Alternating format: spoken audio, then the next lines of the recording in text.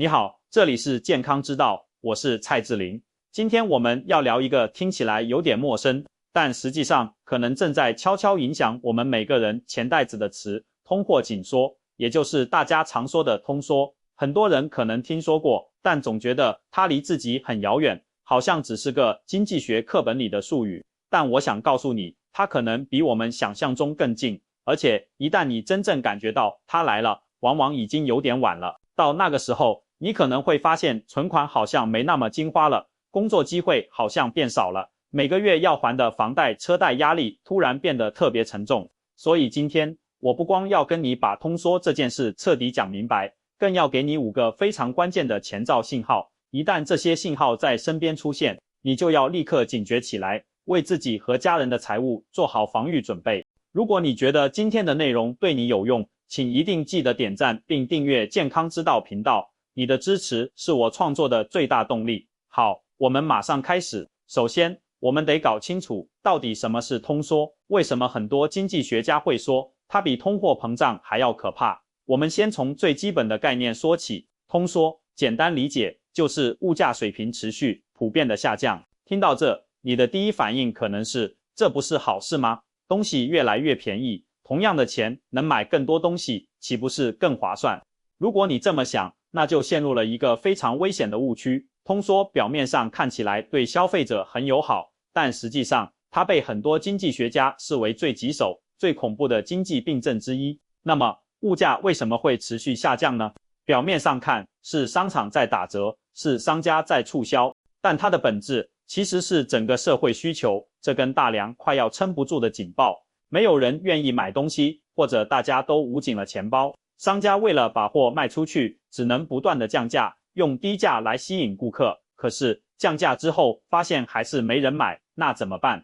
只能继续降价，于是就陷入了一个价格不断往下走的恶性循环。在这个过程中，更可怕的连锁反应正在暗中发生。当人们发现东西一直在降价，就会产生明天买会更便宜的念头，于是消费的意愿被进一步压制，大家更不愿意花钱了。买东西的人越少，商家的生意就越差，利润大幅下滑。为了活下去，企业只能裁员、缩减开支、砍掉项目，而被裁员、收入减少甚至归零的人们，面对不确定的未来，会更加不敢消费，只能把钱包捂得更紧。你看，这就形成了一个解不开的死结。消费减少，企业利润下滑，裁员降薪，人们更不敢消费，消费进一步减少，整个经济就像一台逐渐熄火的发动机，最后可能完全停滞。这和我们更熟悉的通货膨胀形成了鲜明的对比。通胀的时候，物价在涨，大家会觉得现在不买，以后更贵，所以反而愿意提前消费，甚至愿意贷款去买房子、车子。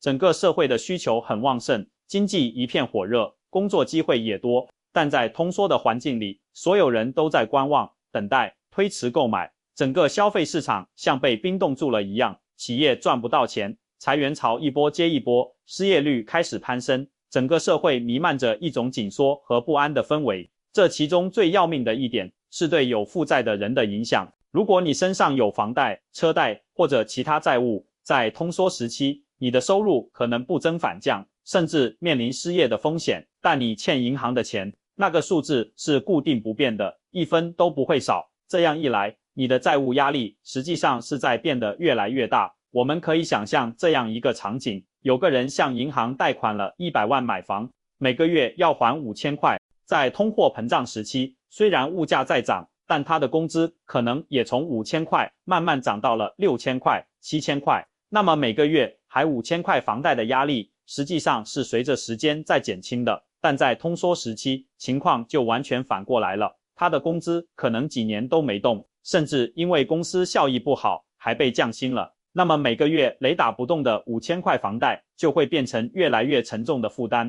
所以你看，在通胀时代，适度的负债有时还能对抗货币贬值，但在通缩时代，负债，尤其是高额的、长期的负债，可能会变成压垮骆驼的最后一根稻草。接下来，我们要面对一个不容忽视的事实，通缩的压力其实已经在我们的生活中悄悄萌芽了，只是我们大多数人每天忙于工作，生活被琐碎的节奏包裹着，很难察觉到这场潜在的经济气候变化。通缩从来不像洪水猛兽一样突然扑来，它更像退潮前那些细微的涟漪，一点一点的蔓延。等到你发现海水已经退得很远时，往往已经身处险境了。要看清我们当下所处的环境，我们不妨看看世界其他地方曾经走过的路，从这些前车之鉴里，我们能找到很多熟悉的影子。回顾全球经济的历史，日本所谓的失去的30年，就是一个关于通缩最经典的教材。从上世纪90年代经济泡沫破裂之后，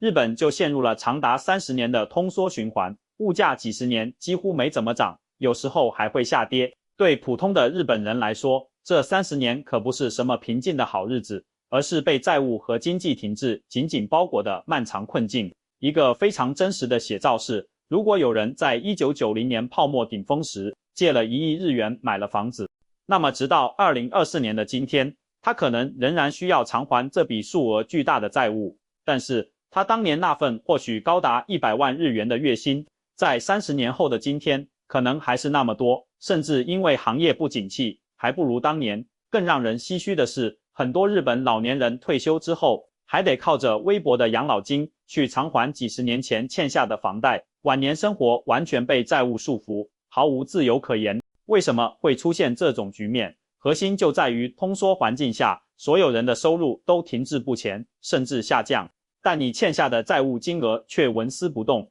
钱的购买力看似强了，但赚钱的机会越来越少，人们不敢消费，不敢投资，企业不敢扩张，不敢给员工加薪，整个社会陷入一种死气沉沉的循环。这正是通缩最可怕的地方，它偷走的不是钱的名义价值，而是社会的活力和人们对未来的希望。不光是日本，欧洲很多国家也长期被通缩的阴影笼罩着。德国、法国、意大利这些欧元区的核心国家，在过去10年里，物价涨幅经常低于1%，有好几次甚至直接跌入通缩区间。在这些国家，工资水平长期停滞，年轻人找工作难，起薪低成了常态。很多人毕业以后不得不靠打零工生活，根本无力去考虑买房、结婚、生孩子这些人生大事。物价看起来是稳定了，但普通人的生活水平并没有提高，反而因为工作不稳定，未来看不清，变得越来越不敢花钱。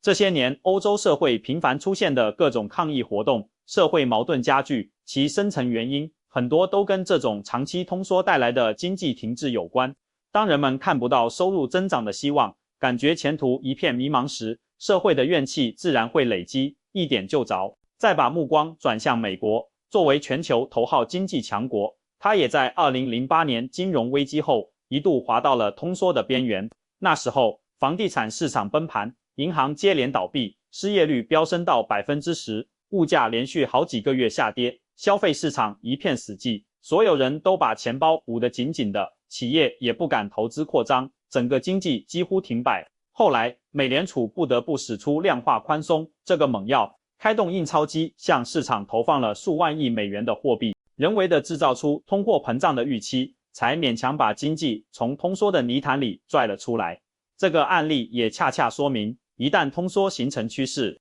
靠市场自己慢慢调节是很难扭转的，往往需要政府或央行下猛药干预，而这种干预本身又会带来债务高企、资产泡沫等新的风险。现在，让我们把目光收回来，仔细看看我们身边。近年来，通缩的压力已经从一种潜在的风险，慢慢变成了可以观察到的迹象，渗透到经济和日常生活的各个角落。最直观的感受来自一些民生商品价格的变化，比如说猪肉价格，过去几年经历了很大的波动，但长期来看，很多时间是处于相对低位的，有些地方甚至出现过猪肉比蔬菜还便宜的情况。鸡蛋、蔬菜这些农产品的价格也经常出现阶段性的下跌，农民的收入很受影响。除了吃的、用的东西价格同样面临压力，像衣服、家电这些消费品，价格好多年来都没怎么涨，甚至很多品牌为了抢市场，不停地搞打折、促销。这看起来好像是消费者占了便宜，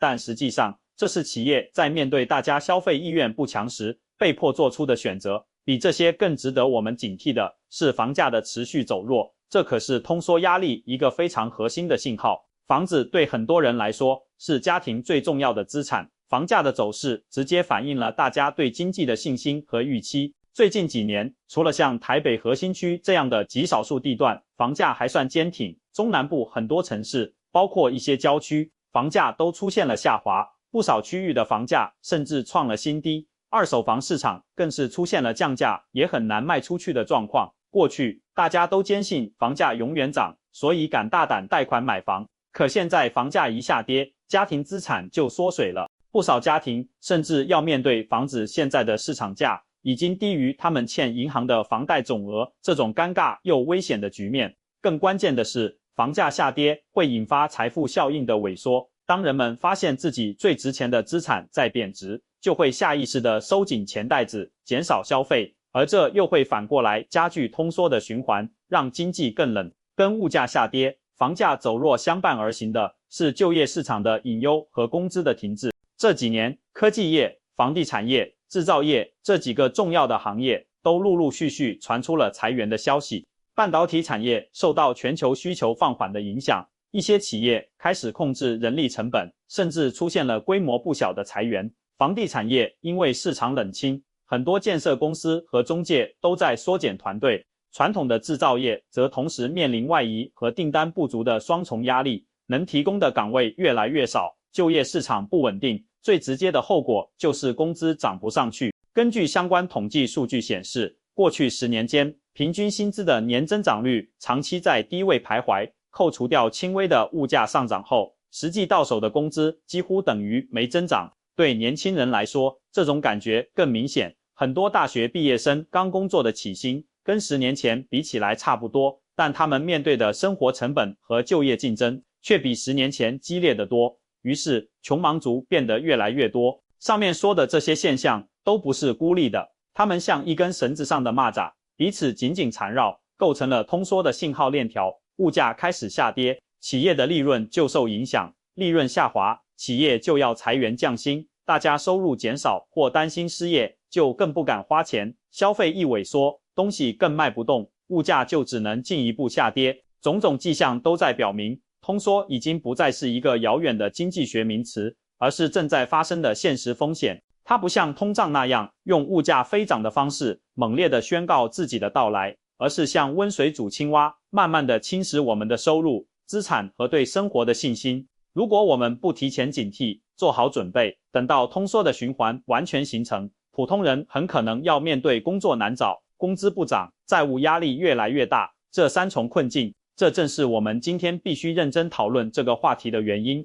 那么，在通缩真正全面到来之前，有没有一些我们可以提前观察到的关键信号呢？当然有。接下来我要说的这5个信号，一旦你发现它们开始陆续出现，就必须高度警惕，抓紧时间行动了。第一个信号是企业开始大规模的裁员，这不是指1家2家公司调整结构，而是指在各个主要行业里，裁员新闻变得频繁起来。近1-2年，在科技业、房地产业、制造业等领域，我们确实能听到一些规模不小的裁员消息，有的企业一次就裁掉几千人。这背后的逻辑是企业对未来的经济前景失去了信心，他们不再敢扩大投资，开拓新业务。为了活下去，最直接的办法就是砍掉人力成本，也就是裁员。但这会引发一连串的连锁反应，被裁的人没了收入，消费一定会更加保守，而消费减少又会导致更多企业的业绩下滑，然后他们可能也加入裁员的行列，一个恶性循环就这么开始了。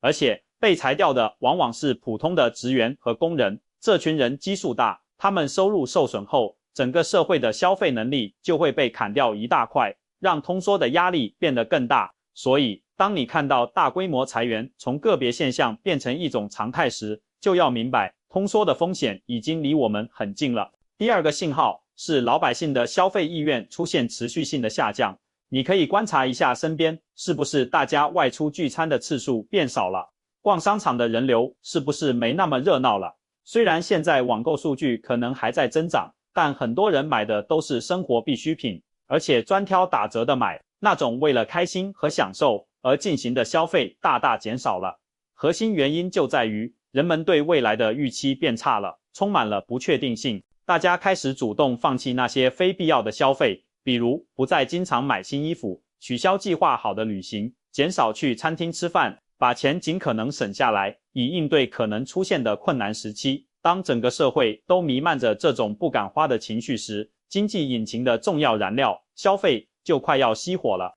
第三个信号和第二个紧密相关，就是整个社会的储蓄率出现反常的上升。存钱当然是好习惯，但在通缩的背景下，大家拼命存钱的心态是不一样的。这时候，人们存钱往往不是为了买房、创业这种积极的目标，而是出于一种防御和恐慌的心理，是为了应对可能到来的失业、降薪等风险。当社会上的大多数人都只存钱不花钱，总需求就会严重萎缩，企业生产出来的东西没人买，就只能降价促销，而物价一跌，人们就更觉得明天买更划算，于是更不愿消费，通缩的序幕就这样被拉开了。这个信号特别隐蔽，因为在这个阶段，失业率可能还没有暴涨，工资也没有大幅下滑，大多数人还有收入来源，生活好像一切如常，很难觉察到风险。但聪明的人会从消费数据的疲软和储蓄数据的异常攀升中提前嗅到危机来临的气息。第四个信号是房价以及股票等各类资产价格开始持续下跌。在通货膨胀时期，大家会抢着买房子、买股票，因为预期这些东西未来会更值钱，这种抢购本身就会推高资产价格。但在通缩时期，人们的心理完全反过来，大家会觉得现在买贵了，以后会更便宜，于是纷纷想着把手里的资产变成更实在的现金，这就导致房子、股票的价格被不断抛售，一路走低。对我们很多人来说，房产是家庭财富的压舱石，一旦房价大幅下跌，家庭财富就会严重缩水。更糟糕的情况是，很多人买房是向银行贷了款的，如果房价跌到比剩下的贷款总额还低，你的房子就变成了负资产，但银行可不会因此减少你的月供，你仍然要按原价每月还款，那种心理压力和经济压力是非常巨大的。而且资产价格下跌很容易引发恐慌，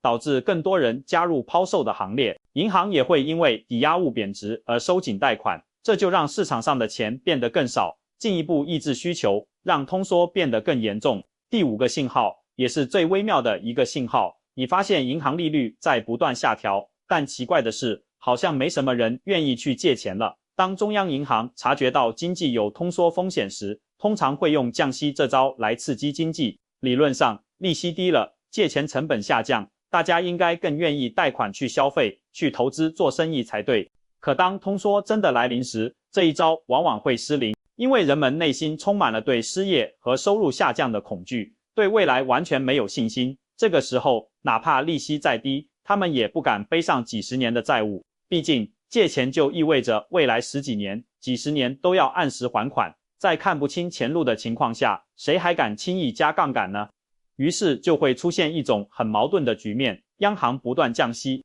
货币政策已经很宽松了，但企业和个人的贷款需求却持续萎缩，银行的贷款余额增长缓慢，甚至减少。这背后是整个社会都在默默地去杠杆，都在尽力减少自己的债务负担，而这会导致市场里流动的钱变少，银行因为放不出贷款，利息收入下滑，他们自己也可能要裁员、关分行，最终又推高了失业率，让消费变得更弱，通缩于是陷入了更深的泥潭。所以，当你看到降息这种大利好都刺激不了大家的借贷欲望时，就说明通缩的压力已经相当严重了。如果上面这5个信号你观察到不止一个，而是好几个都在陆续出现，那么很大概率通缩的环境已经初步形成了。在这个时候，我们过去习惯的一些经济思维和决策就必须赶紧调整，转向防御和自保。具体该怎么自救呢？我给你几个非常实在的建议。第一，保住你现有的工作，这是当前最重要的事。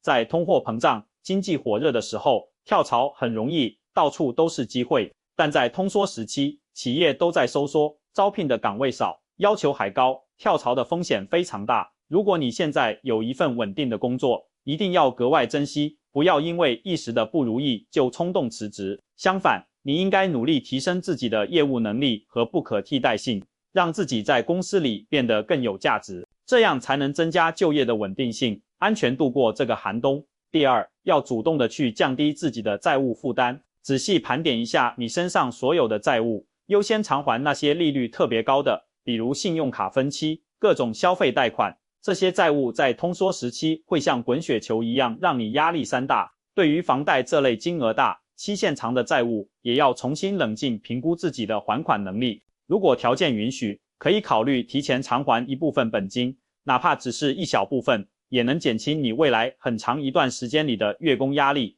让你手头更宽松，心里更踏实。第三，要增加你的防御性储蓄。这个时候，存钱的目的不是为了投资赚钱，而是为了保命和应对风险。我建议你至少储备够3到6个月的基本生活费，这笔钱要放在容易取用、相对安全的地方。它的作用就是，万一你遭遇失业或者收入突然下降，这笔钱能帮你平稳度过找工作的空窗期，让你不至于为了应急而被迫低价卖掉手里的资产，或者去借更高利息的钱，那会让你陷入更被动的境地。第四，必须调整你的投资策略，整体风格要从进攻转向防守。在通胀时期，我们可以投资股票、房产，去追求资产的增值，但在通缩时期，这些资产价格下跌的概率很大。这个时候，我们应该转向更保守、更稳健的资产，比如持有现金、购买短期的国债，或者信誉极好的货币基金等现金等价物。你要记住一句话，在通缩时代，现金为王，保住你的本金，比追求高额的回报重要10000倍。先活下来，才有机会看到下一个春天。第五，这也是最长远、最根本的一条，投资你自己，提升技能，努力适应变化后的市场需求。通缩时期，有些行业会衰落，但总有一些行业能够逆势生存甚至发展，比如那些能帮助企业降低成本的技术服务，或者满足人们最基本生活需求的行业。你要冷静评估一下自己现在的技能在通缩的环境下是否还有竞争力。如果答案是否定的，或者有点危险，那么别再犹豫，赶快去学习新东西，掌握一门新的技能，给自己多创造一个就业的可能性。这可能是你能为自己做的最好、最长期的投资。最后，我们来比较一下通缩和通胀，到底哪个对普通人的伤害更大？很多人直觉上会觉得通胀更可怕，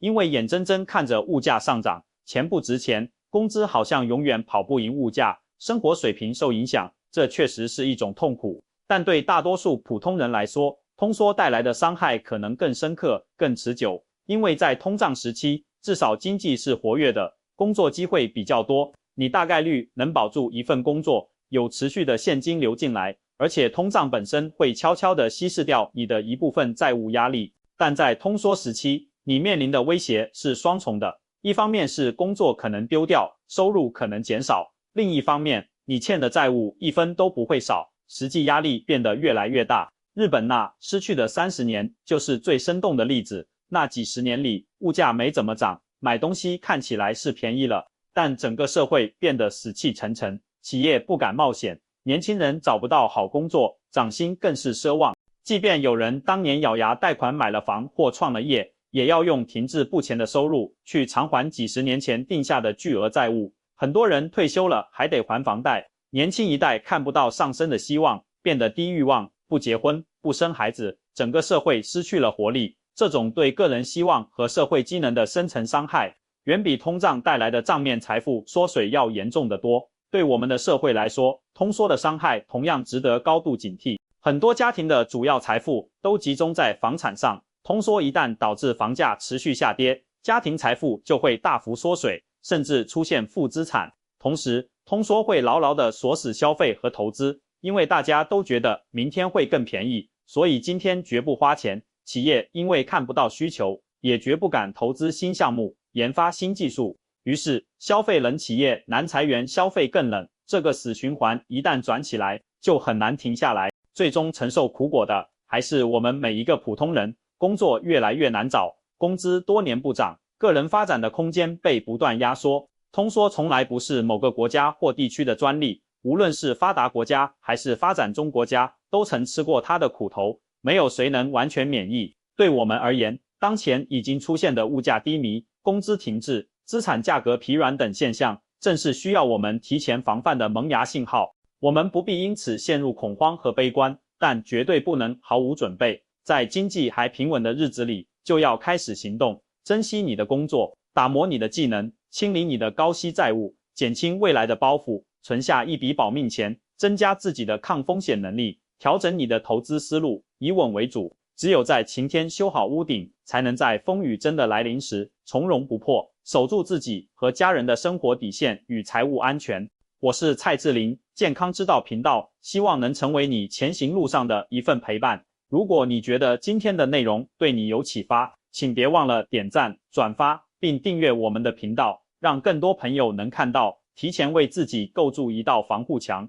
我们下期内容再见，祝你一切安好。